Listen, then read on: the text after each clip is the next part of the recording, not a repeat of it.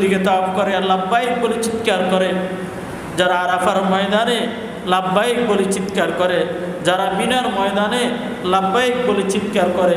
শুধু দুইটা কাপড়ের মতো গায়ের মধ্যে দুইটা কাপড় জড়ানো, যেখানে একটা মশা পর্যন্ত তারা মারে না।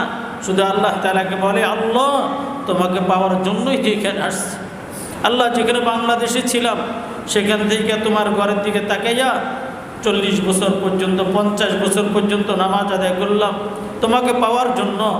আল্লাহ, যখন তোমাকে পাইলাম না তখন আর নিজেকে ধরে রাখতে পারলাম না, বাংলাদেশে কতক্ষণ আর বসে থাকবো। আল্লাহ, তোমাকে পাইতে চাই।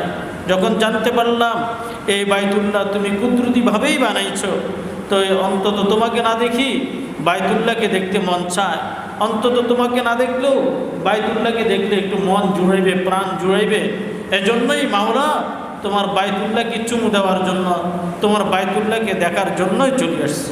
তোমার বাইতুল্লাহকে দেখা